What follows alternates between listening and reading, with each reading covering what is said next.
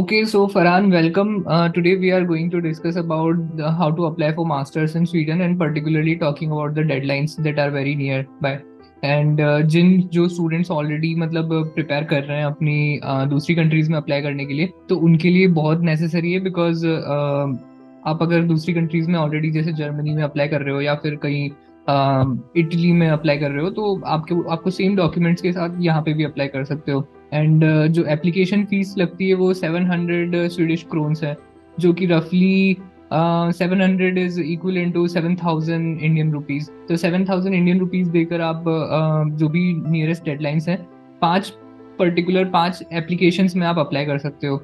और मैं अगर तुम्हें स्क्रीन शेयर करके बताऊं एक बार, तो ये इनका पोर्टल है और इसका नाम है universityadmissions.se। और यहाँ पे आपको सारा मतलब डिटेल्स, आपको किस इनटेक में जाना है बेसिकली वो मिल जाएगा। तो मोस्टली स्टूडेंट्स ऑटम टू, जैसे अगर एट प्रेजेंट अप्लाई करना है तो ऑटम 2024 एक अच्छा ऑप्शन है किसी को अप्लाई करना है उसके लिए, क्योंकि उसका अभी एप्लीकेशन पीरियड ओपन नहीं हुआ है।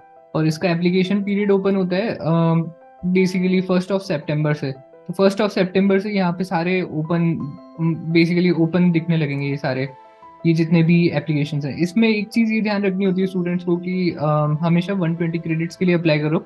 60 क्रेडिट्स यूरोपियंस के लिए होता है। तो 60 क्रेडिट्स अगर आप अप्लाई करोगे भी तो एप्लीकेशन नल हो जाएगा, नल एंड वाइड हो जाएगा। तो इट्स बेटर कि आप अब अगर इन्वेस्ट कर रहे हो अपने 7,000 इंडियन रुपीज, जिसमें आपको 5 एप्लीकेशन अप्लाई करने को मिल रहा है, तो इट्स बेटर कि आप वाइजली करो और जहाँ पे सिलेक्शन चांसेस ज़्यादा है वहाँ पे करो।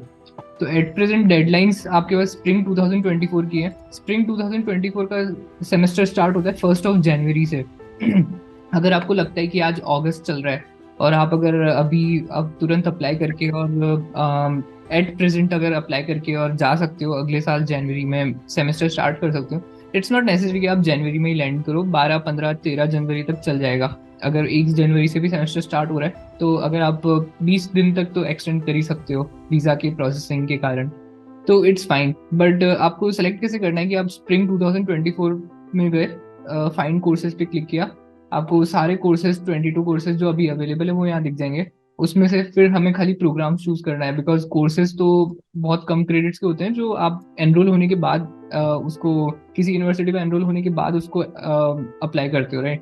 बट आपको प्रोग्राम्स देखना है और प्रोग्राम्स में भी 120 क्रेडिट्स के प्रोग्राम्स देखना है। अब जैसे डेटा साइंस मास्टर्स प्रोग्राम अभी ओपन है और अगर आपके डॉक्यूमेंट्स ऑलरेडी रेडी हैं तो इट्स बेटर कि आप तुरंत से इस पे रजिस्टर कर लो और इसमें साइन अप कर लो। तो अभी एट प्रेजेंट ये एप्लीकेशन ओपन है, बायोलॉजी की एप्लीकेशन ओपन है, इलेक्ट्रॉनिक्स की एप्लीकेशन भी ओपन है, और ये मिड स्वीडन यूनिवर्सिटी की है। इस तरीके से बेसिकली आप देख सकते हो कि कहाँ कहाँ पे एप्लीकेशंस ओपन है। तो ये मुझे बताना था फरहान। अगर तुम्हें कुछ क्वेश्चन है तो बताओ हम। सर उसमें मास्टर्स परस्यू करने की फीस अप्रॉक्स कितना रहेगी स्टूडेंट? ओके, यहाँ पे मोस्टली देखो होता क्या है कि जब आप ज्वाइन करते हो तो फीस स्ट्रक्चर ये लोग आपको एक स्टैंडर्ड जो यूरोपियंस का है वो अलग होता है और नॉन यूरोपियंस का अलग होता है। तो आपका जो फीस स्ट्रक्चर है वो यूरोपियंस से ज़्यादा होगा और लगभग इंडियन रुपीज में आपको पड़ जाता है 10 लाख के आसपास एक एक सेमेस्टर।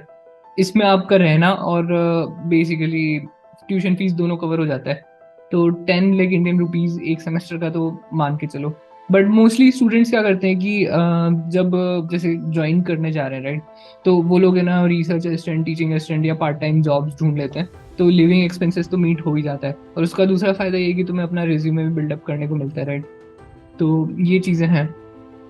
तो इसके अलावा कोई स्कॉलरशिप भी हो जाती है दिल्ली पंजाब मास्टर यस, के? स्कॉलरशिप के लिए है ना, जब आप एक्चुअली अप्लाई करोगे ना यहाँ पोर्टल पे, तो एट प्रेजेंट तो मैंने लॉग इन कर रखा है बट मैं अप्लाई नहीं कर सकता।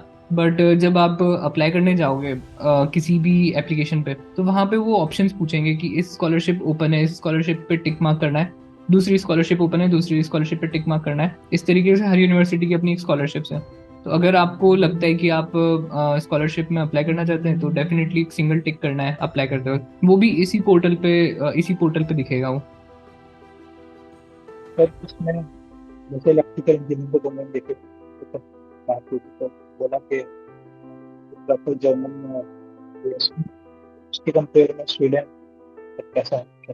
राइट अगर देखो मेरा सजेशन ये है कि जर्मनी में ऑफ कोर्स एप्लीकेशंस डालनी चाहिए, बट अगर मान लो जर्मनी से तुम्हें अच्छी यूनिवर्सिटीज नहीं मिलती हैं तो इट्स इक्विवेलेंट कि तुम किसी स्वीडन की अच्छी यूनिवर्सिटी में चले जाओ, राइट? अगर तुम जर्मनी की कोई रूरल रूरल एरिया से रिलेटेड यूनिवर्सिटी में जा रहे हो, इट्स बेटर कि आप स्वीडन की कोई अच्छी यूनिवर्सिटी में चले जाओ, जैसे उपसाला यूनिवर्सिटी है, राइट? तो हमारे काफ़ी स्टूडेंट्स मतलब उपसाला यूनिवर्सिटी के लिए भी अप्लाई करते हैं, और इनफैक्ट एक सिलेक्शन भी हुआ है जो हमारा स्टूडेंट जा रहा है, राजविंदर। तो ट्राई कर सकते हो, आई मीन पांच पांच यूनिवर्सिटीज़ के लिए अप्लाई करने को मिलेगा। तो मेटिकुलसली चेक कर सकते हो कि कौन कौन सी यूनिवर्सिटीज़ को कंपेयर करके और किस में अप्लाई करना बेटर रहेगा तुम्हारे लिए। और जॉब के रिस्पेक्ट में अगर देखना है तो एट प्रेजेंट मुझे लगता है कि इक्विवेलेंट है। जर्मनी में अगर तुम किसी रूरल एरिया में ढूंढोगे, इससे अच्छा है कि स्वीडन के किसी अच्छे अच्छे टीयर की सिटी में ढूंढो जॉब्स, राइट? तो जॉब मार्केट की तरफ भी कैसे कैसे मेरी यूएस में एक से बात हुई, तो मैंने कि दो प्रोसेस में करना है, बाकी वर्कशॉप करना, अभी जॉब इतना राइट, राइट। आई मीन ये थोड़ा सा जियो पॉलिटिकल रीजन्स की वजह से फ्लक्चुएट हो सकती हैं चीज़ें, बट मुझे लगता है कि अगर तुम्हें जॉब फर्स्ट प्रायोरिटी हमेशा, अगर मास्टर स्टूडेंट जा रहे हो बाहर तो फर्स्ट प्रायोरिटी हमेशा रिसर्च असिस्टेंटशिप को देनी चाहिए। बिकॉज आपको एक ऑप्शन पीएचडी का हमेशा ओपन रहता है। अगर आरे आरे जॉब आप कर रहे हो किसी प्रोफेसर के अंडर, वो आपको ऑलरेडी जान लेगा और रख लेगा कि हाँ ये स्टूडेंट मुझे पीएचडी के लिए चाहिए। और साथ में फिर ना तुम अपना अदर जॉब मार्केट भी एक्सप्लोर कर सकते हो। तो आरए के लिए जैसा अप्लाई करेंगे तो उसके लिए बैकग्राउंड में हमारा कोई रिसर्च प्रोजेक्ट वगैरह ऐसा कुछ होना चाहिए या नहीं फिर? नहीं, अगर आप जाते ही फर्स्ट सेमेस्टर में अप्लाई करते हो तो it's always good. First semester में हमेशा गुड इसलिए क्योंकि ये ना प्रोफेसर को भी टाइम मिल जाता है तुम्हें एक चीज़ें सिखाने के लिए। कोई भी प्रोफेसर एक्सपेक्ट नहीं करता कि तुम्हें बहुत सारी एक्स्ट्रा ऑर्डिनरी चीज़ें आती हो, बट हाँ थोड़ा एक्सपीरियंस होना चाहिए बस, जिस भी फील्ड के लिए तुम रिसर्च पोजीशन के लिए अप्लाई कर रहे हो, राइट? ठीक है।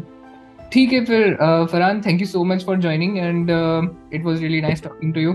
एंड अगर कोई और क्वेश्चंस होते तो मुझे डेफिनेटली व्हाट्सएप पे मैसेज कर सकते हो, ठीक है? ओके। Okay, bye bye.